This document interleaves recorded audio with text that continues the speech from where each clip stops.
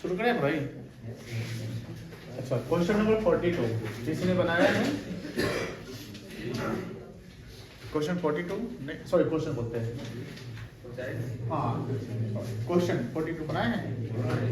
नहीं बनाए हैं? बनाया जाए सवाल, सवाल बनाया जाए। शुरू करते हैं क्वेश्चन 42। थोड़ा सा मेंटेन करिएगा साइलेंस। ये समझ लीजिए कि इस प्रकार का सवाल आपके एग्जाम में आ जाएगा कंप्लीट, जहां पर बैलेंस शीट होगा, नोट्स टू अकाउंट होगा और एडजस्टमेंट में कुछ इंफॉर्मेशन होंगे।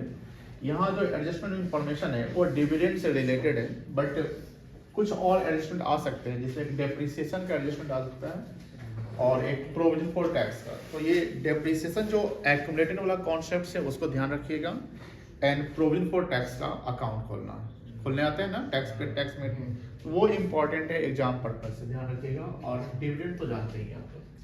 तो सवाल जो है आपको शुरू करना है 42 के स्टार्टिंग से और एंड करना है सवाल के आंसर की रिक्वायरमेंट्स क्या है।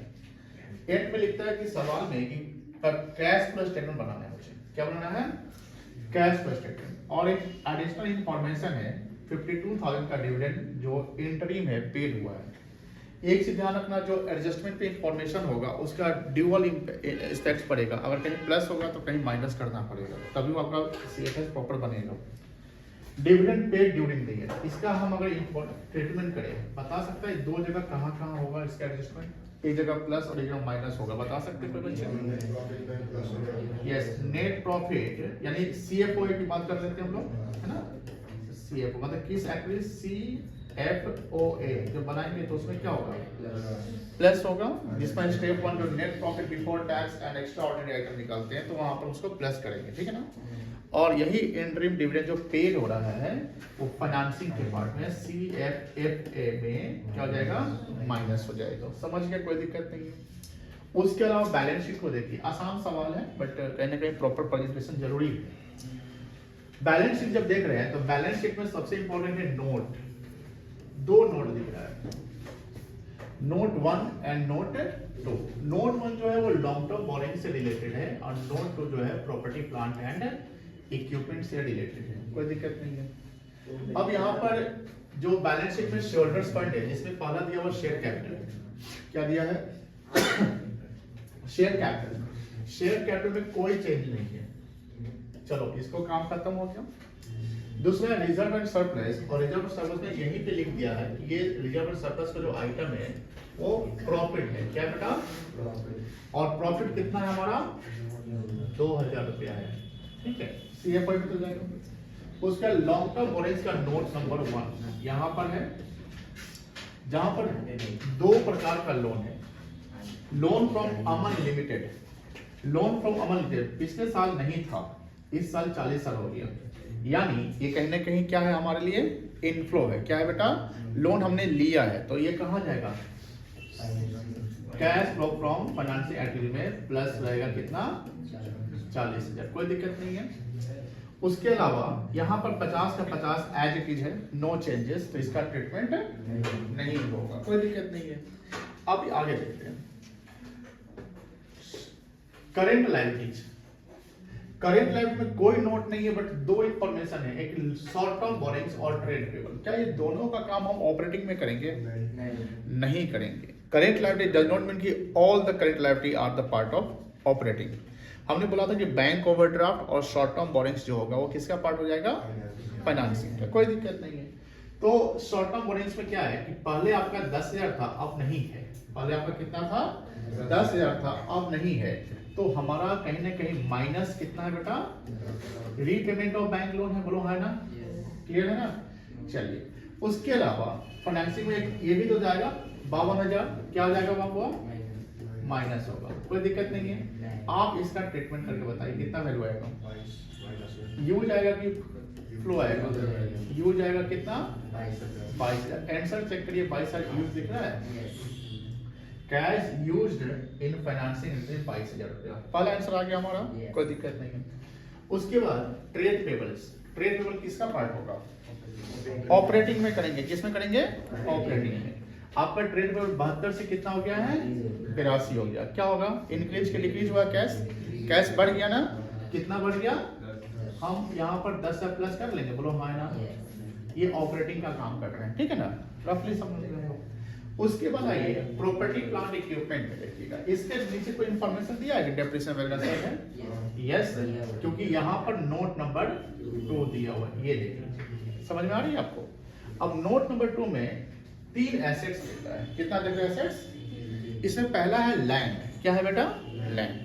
लैंड चेक करते हैं, लैंड का कोई इंफॉर्मेशन इनर कॉलम में, और यहाँ क्या है 40 पहले से आप कितना हो गया? 60। तो हम अगर इन्वेस्टिंग निकालेंगे, क्या निकालेंगे? इन्वेस्टिंग। तो 20 आउटफ्लो होगा कि इनफ्लो होगा? आउटफ्लो हो जाएगा, कोई दिक्कत नहीं है। उसका बिल्डिंग का भी कोई इंफॉर्मेशन नहीं है। बिल्डिंग 1 लाख से कितना हुआ? ये भी क्या हो गया आपका? आउट हो गया 10,000, कोई दिक्कत नहीं है। फिर मशीनरी देखिए, मशीनरी में क्या है? 2,14,000 से कितना हो गया? 2,44,000। कितना बढ़ा? 30,000 बढ़ा, कोई दिक्कत नहीं है। आप देखिए ध्यान से, यहाँ पर नीचे क्या लिख रहा है? एक्यूमुलेटेड। तो जब एक्यूमुलेटेड डेप्रिसिएशन रखता है तो हम एसेट्स को किस वैल्यू पे दिखाते हैं? बुक वैल्यू पे, कोई दिक्कत नहीं है। अब यहाँ एसेट्स का जो बुक वैल्यू है वो 2,14,000 से कितना हुआ? 2,44,000। कितना का इंक्रीमेंट है? 30,000 का। यहाँ पर गौर फरमाइएगा, यहाँ नेट मशीनरी कितना है? और 1,72 है। यहाँ कितना इंक्रीमेंट हो रहा है? 12,000। बट हम परचेज 12,000 नहीं मानेंगे, यहीं पे सवाल फंसा सकते हैं आपको।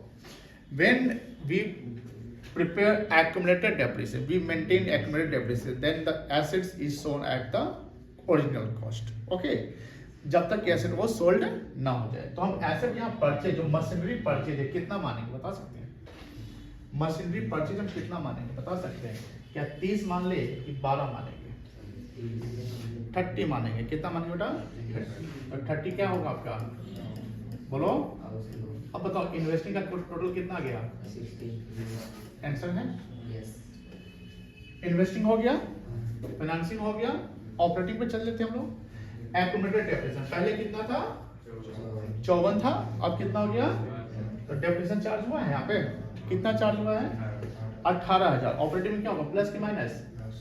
प्लस 18,000 करेंगे। हम अभी सिस्टमैटिक नहीं कर रहे, बट आपको आइटम बता रहे। ये पहले इधर हो जाएगा, डिविडेंड हो जाएगा। एक चीज और, डिविडेंड में 52 डिविडेंड था ना, तो ये भी क्या हो जाएगा आपका? प्लस हो जाएगा।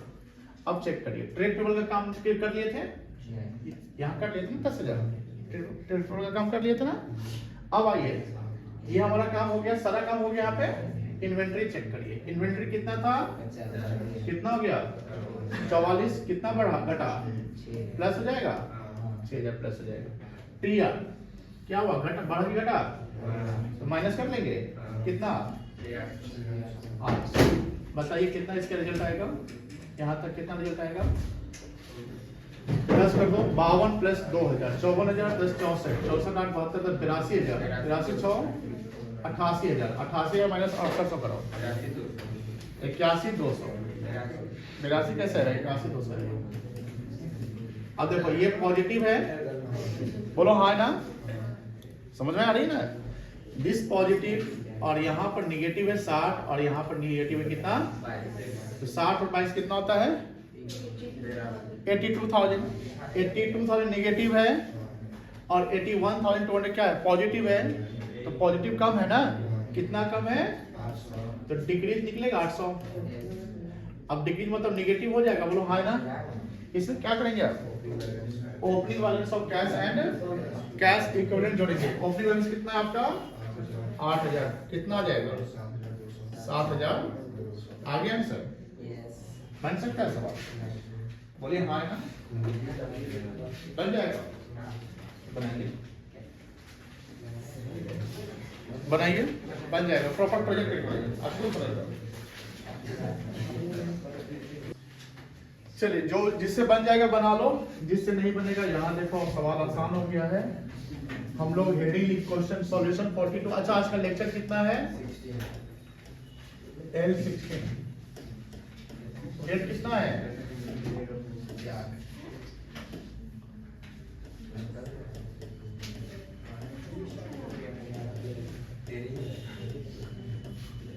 क्या लिखेंगे हेडिंग, कैश फ्लो स्टेटमेंट, यही बना रहे हैं लोग। चलिए पहला पॉइंट क्या आएगा, cash flow from operating activities, ठीक है। नेट प्रॉफिट लिखेंगे ड्यूरिंग द ईयर, कितना है बेटा 2,000 ना, ड्यूरिंग द ईयर 2,000 रुपया। चलिए ऐड इसमें क्या करेंगे पहले बताइए, इंटरिम डिविडेंड 52,000 है, कितना जाएगा ये, क्या बोलेंगे इसको, net profit before tax and extra ordinary items. कोई दिक्कत नहीं है बेटा, इसमें क्या ऐड करेंगे, नॉन कैश, एक ही आइटम है नॉन कैश एक्सपेंसेस, क्या है वो, डेप्रिसिएशन, कितना आया था 18,000, ठीक है। ये कितना जाएगा 72,000, इसको क्या बोलेंगे,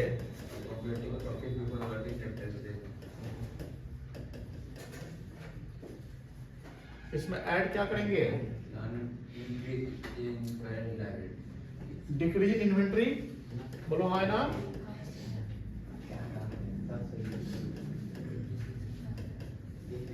कितना है डिक्रीज इन्वेंट्री 6,000 ना, और क्या होगा माइनस होगा ना, ट्रेड पेबल घटा है, बढ़ा है trade payable, sorry 6,000, increase in trade payable,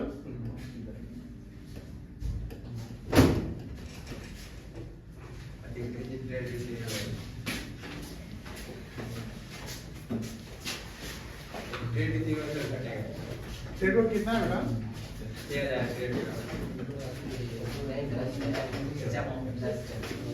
क्या बात करते हैं 10,000, तुम क्या बोल रहे हो, कितना ट्रेड पेबल है बेटा 10,000, और लेस क्या करेंगे, इंक्रीज इन ट्रेड रिसीवेबल, बोलो हाँ है ना, increase in trade receivable 6,800,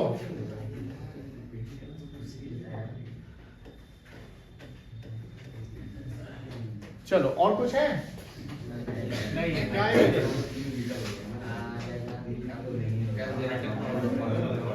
cash, इसका तो और कुछ नहीं है, तो इसी को बोलते ना कैश को ऑपरेटिंग, क्या कोई दिक्कत है, cash flow from operating activities, कितना आ जाएगा 81,200, बी क्या निकालेंगे, बी में cash flow from investing activities, इसमें एक ही चीज था ना, क्या था, नहीं एक चीज नहीं था, सॉरी, बिल्डिंग परचेज हुआ था, परचेज बिल्डिंग नहीं, परचेज ऑफ लैंड, कितने का 20,000, नेगेटिव आएगा, परचेज ऑफ बिल्डिंग,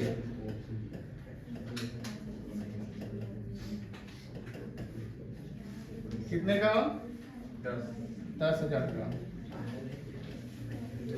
और purchase of machinery,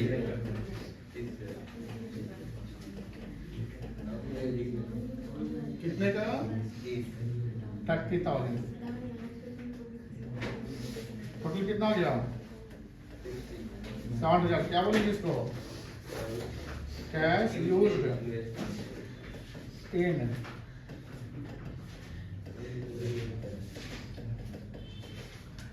investing activity. फिर सी बनाएंगे, cash flow from financing activity. ठीक है, इसमें क्या था? लॉन्ग टर्म बोरिंग्स था ना बेटा। लोन फ्रॉम अमल लिमिटेड कर सकते हैं।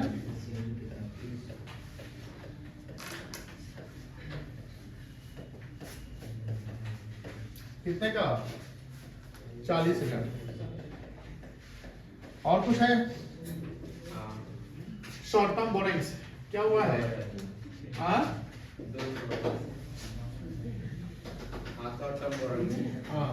रीपेमेंट हुआ है ना।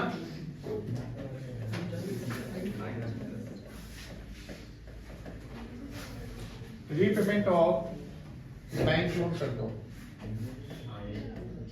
कितने का बेटा?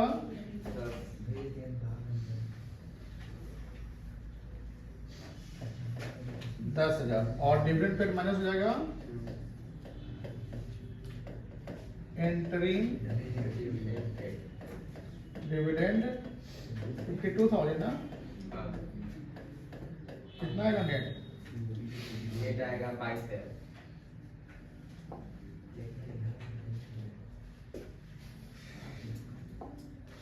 22,000 आएगा। नेगेटिव आएगा ना। हाँ, ये कैश यूज्ड इन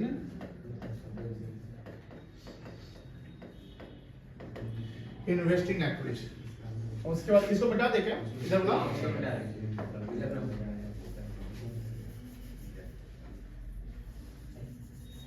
चलो, अब यहाँ पर क्या है? इसके आगे क्या काम करने बता सकते हो?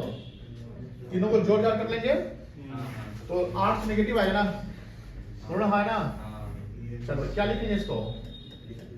Net decrease in cash and cash equivalent 800 आएगा। कितना आएगा बेटा? ब्रैकेट में इसमें ऐड क्या करेंगे? Opening balance of cash and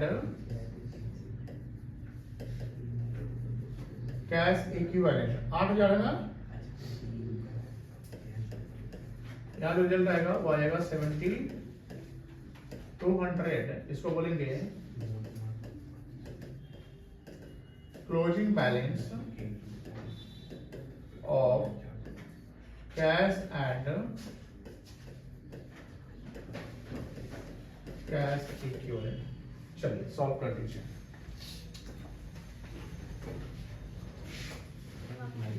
क्यों फंसोगे? सवाल टफ है इसलिए नहीं, इस ऐसे फंसोगे कि सवाल में प्रोसेसिंग है।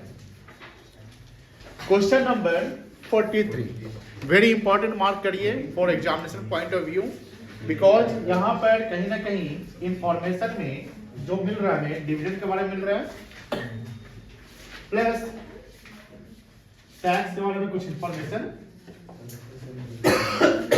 दिया हुआ है। समझिए, सवाल समझाते हैं, कोशिश करिएगा खुद बनाने का। देखते हैं कौन कौन बोलता है कि सर बना लेते, छोड़ दीजिए। हम आपको रफली आंसर ला दें जो भी लाए हैं।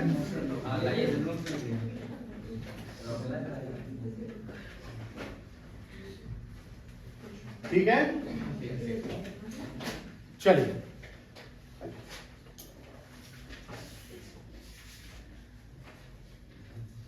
कौन सा क्वेश्चन दे रहे हैं वो? 43। बुक भी निकाल लीजिए, पेंसिल से अगर मार्क करना हो तो बुक में कर लीजिएगा, बहुत जरूरी है आपका। पेंसिल यूज किए, हाईलाइट जो पेंसिल सब ला रहे हैं ना, आप लोग एक स्टिकी नोट खरीद लीजिएगा, ठीक है ना, वो सब जरूरी है फॉर्मूला के लिए। हाँ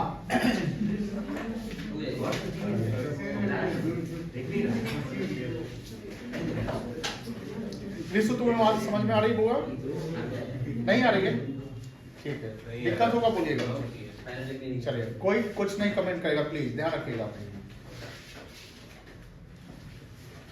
43 following is the balance sheet of fine products limited as on 31 March 2025। एक चीज मैं और बताता हूँ, जो कैश फ्लो स्टेटमेंट हम बनाते हैं तब कैश फ्लो स्टेटमेंट जो है स्टॉक कॉन्सेप्ट्स को फॉलो करता है। किसको फॉलो करता है? यानी जब हम कैश फ्लो स्टेटमेंट बनाते हैं फॉर द पीरियड नहीं बनाएंगे, एज ऑन बनाएंगे। कब बनाएंगे?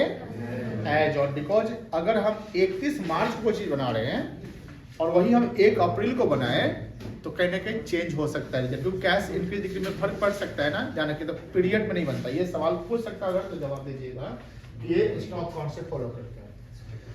ध्यान से, बैलेंस शीट का नोट 1, नोट 2, नोट 3, पहले इस पे फोकस कर लीजिए। नोट 2 किससे रिलेटेड है? Reserve and surplus. यहाँ देखिए नोट 1 दिख रहा है, यहाँ पे चलो हाँ है ना, यहाँ पे इसमें 2 आइटम है।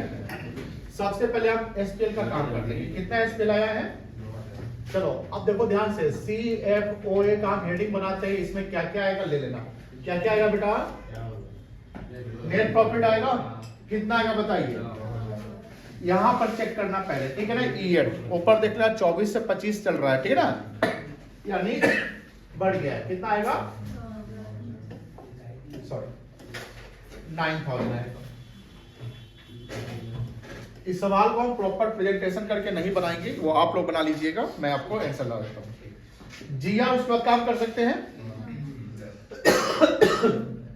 ये हम लोग स्टेप 1 वाली काम कर रहे हैं। जीआर कितना से बढ़ गया? प्लस हो जाएगा। चलिए उसके बाद स्टेप 1 वाला चीज याद करो। स्टेप 1 में क्या क्या आ सकता है? जब बैलेंस शीट गिवन रहता है तो स्टेप 1 में कितने आइटम आ सकते हैं? 5 आइटम आ सकते हैं। बताओ भाई वो 5 आइटम कौन कौन सा है? ए बुआ एक मिनट, बातें नहीं करिए, डाउट है मुझसे पूछ लीजिए, वो डाउट को लिख लीजिए, बाद में पूछ लीजिएगा प्लीज। हाँ 5 आइटम क्या क्या आता है?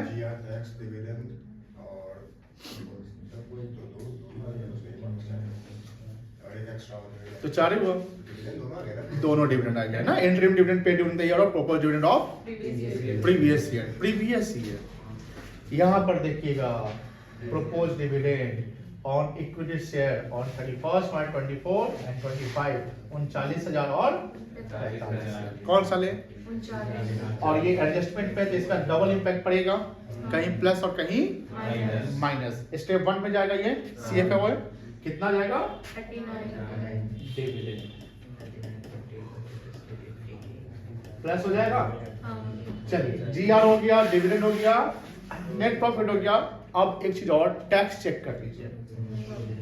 Short term provision note number 2 दिख रहा है बेटा? इसके नीचे इंफॉर्मेशन दिया हुआ है?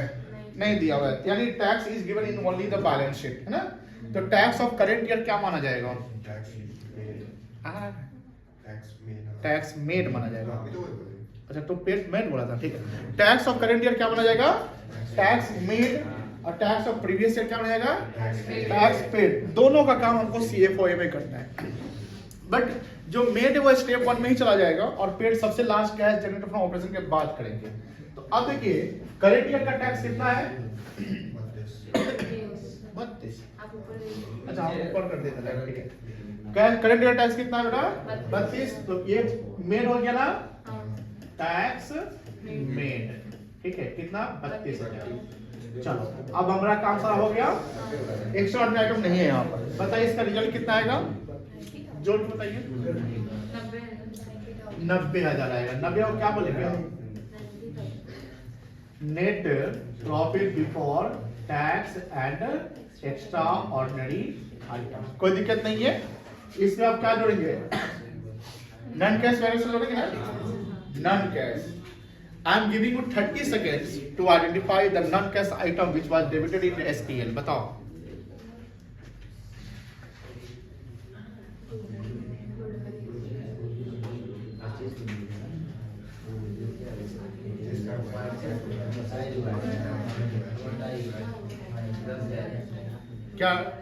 मनीष इसको आइडेंटिफाई कर लिया था? ब्रिलियंट मनीष, बहुत अच्छा। मनीष ने बोला गुडविल एमोटाइज, बट बेचारा वो बगल वाले को बोल दिया। यहाँ देखिए गुडविल के बारे में, गुडविल घट रहा है कि बढ़ रहा है? अब देखो यहाँ पे गुडविल क्या हो रहा है, क्या कहलाएगा ये? एमोटाइज की सेल, एमोटाइज कहलाएगा। क्या जोड़ सकते हैं इसको?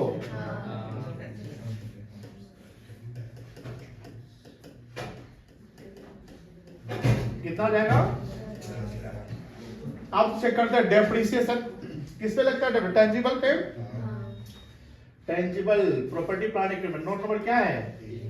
3। यहाँ पर आइए, चेक करिए। लैंड एंड बिल्डिंग एप्रिशिएट कर रहा है, सॉरी डेप्रिशिएट कर रहा है, तो यहाँ लैंड एलिमेंट है, इसलिए इसको डेप्रिशिएट, जो ये घटने को हम डेप्रिसिएशन नहीं मानेंगे, इसको मानेंगे सेल। क्या मानेंगे बेटा? किसका पार्ट होगा? सेल है ना, एसेट्स का, इन्वेस्टिंग। मशीनरी बढ़ रहा है, ये दोनों जो किसका पार्ट हो जाएगा?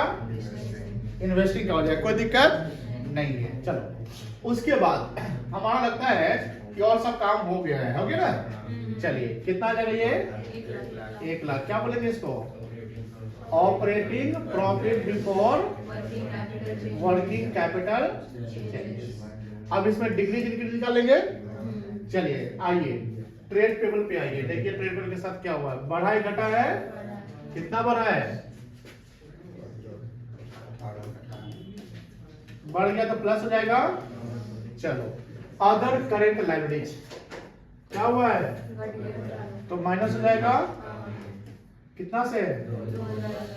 चलो अब आ जाओ इन्वेंट्रीज। क्या हुआ है? घट गया है तो क्या हो जाएगा? प्लस हो जाएगा। कितना?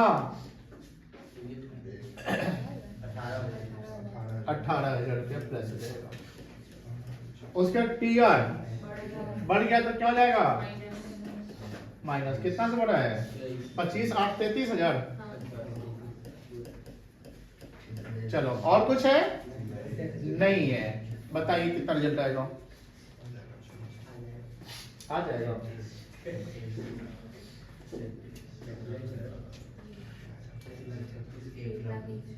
इसको जोड़ो ना, इसको जोड़ के इसको जोड़ो। 36 हो गया ना, माइनस 35, 1,01,000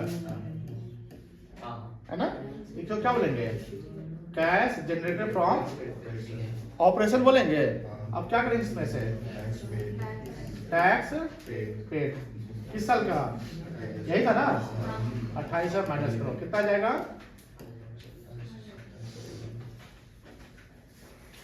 73,000। क्या बोलेंगे इसको? कोई दिक्कत? आंसर है?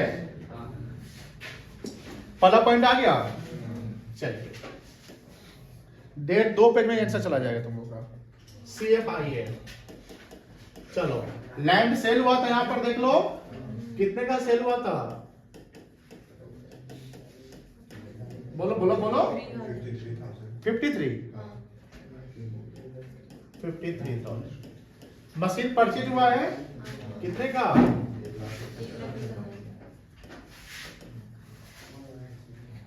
1,01,000। चलो और कुछ है? चेक करो बताओ, चेक करो क्या देते हैं, है कि नहीं बताओ। ए सुनिए ना,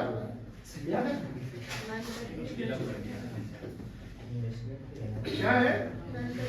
very good. Non current investment दिख रहा है कहीं पे? यही तो मतलब देखो सवाल में ढूंढ के आंसर लाना है, ढूंढ के डालो प्रॉपर प्लेस पे, है ना? एनसीआई क्या हुआ है? बड़ा है ना? Purchase of NCI. चलो कितना है? 25,000। निगेटिव आ जाएगा। चलो और कुछ नहीं है? पक्का नहीं है? सॉरी शॉर्टो में टैक्स से काम कर लिया ना? चेक करो कितना आएगा?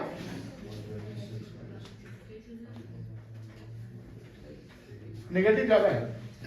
1,26,000 से 53 माइनस करो ना। 126 माइनस 53 73 आएगा। 73 नेगेटिव आएगा। अब देखो यहाँ पर इस दोनों का इम्पैक्ट 0 हो गया। 73 एडजस्ट हो गया। अब फाइनेंसिंग जो आ जाए CFFA शेयर कैपिटल ठीक है, बड़ा है ना 50,000। चलिए उसके बाद रिजर्वेशन से काम कर लिए, ये इधर किलो हो गया। बस यही लग रहा है क्या? एक चीज और है, क्या है? लेस डिविडेंड पेड कितना 39। चलिए अब बताओ कितना आया? पॉजिटिव है ना? पॉजिटिव है। इसमें क्या करेंगे? OB of cash and cash equivalent कर लेंगे। कितना है? 17,000 आ गया आंसर। कितना आ गया? 28। क्लोजिंग आ गया। बना लो, अभी बना लो, लिख लिख के बनाओ, प्रॉपर बनाओ। जब दिक्कत हो तो स्क्रीन पर देखना, डाल देते हैं। जैसे एक चीज हमने पहले बताया था, हमने अभी जस्ट इसमें बताया था कि cash flow statement stock concept follow करता है, तो वो गलत है। Cash flow statement flow concept follow करेगा। क्या फॉलो करेगा? फ्लो का मतलब होता है फॉर द पीरियड। अब क्यों होगा मैं समझाता हूँ। जैसे net increase and decrease in cash and cash flow निकालते हैं, या कैश जनरेटेड फ्रॉम ऑपरेशन, तो ये एक पीरियड का होता है। वो पीरियड हो सकता है 1 महीने का हो, 3 महीने का हो, 6 महीने का या 1 साल का हो। इसलिए हम यहाँ पर ध्यान रेक्टिफाई कर लीजिएगा, या लिखे होंगे तो लिख लीजिएगा cash flow statement follow the flow concept. ये लाइन लिख लीजिए, आप लोग लिख लीजिए। Cash flow statement follow the flow concept. It is prepared for the period, ठीक है। चलिए अब चलिए आगे हम लोग कल क्लास करते हैं, ठीक है।